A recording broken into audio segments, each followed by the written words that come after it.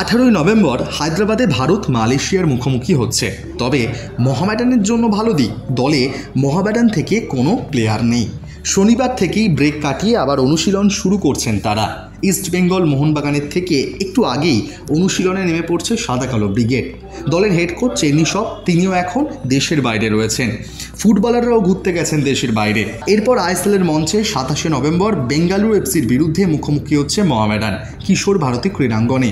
তার আগে বেশ অনেকটাই নিজেদেরকে ঝালিয়ে নেওয়ার সুযোগ পাবেন মোহামেডানের ফুটবলাররা। তাদের শেষ ম্যাচের কথা বললে 9 জনের ইস্টবেঙ্গলকে 11 জন মিলেও পরাজিত করতে পারেনি মোহামেডান, যে কারণে আত্মবিশ্বাস কিছুটা হলেও তলানিতে রয়েছে ফুটবলারদের। এরপরেই আইএসএলের পয়েন্ট তালিকার দিকে যদি তাকায়, শীর্ষে থাকা বেঙ্গালুরু এফসির বিরুদ্ধে খেলতে নামবে তারা। কঠিন লড়াই, কঠিন চ্যালেঞ্জ কোচ অ্যান্ড্রে চেন্নিসপের সামনে।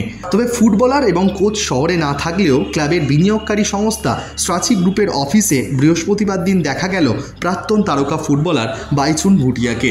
ভাস্কর গাঙ্গুলির পাশাপাশি এদিন উপস্থিত ছিলেন সুলে মুসাও। বেঙ্গল সকার লিগে 2003 আসিয়ান কাপ জয়ী দলের কয়েকজন সতীর্থর মতনও তিনিও কি যুক্ত হতে চলেছেন, এদিকেও কৌতূহল রয়েছে সমর্থকদের। তবে সবশেষে যে ফুটবলটা শুরুতে উপহার দিয়েছিল মোহামেডান, ব্রেক কাটিয়ে আবারও কি সেই ফুটবল সাদা কালো সমর্থকদের উপহার দিতে পারবেন মোহামেডানের ফুটবলাররা, সেদিকেই থাকবে নজর।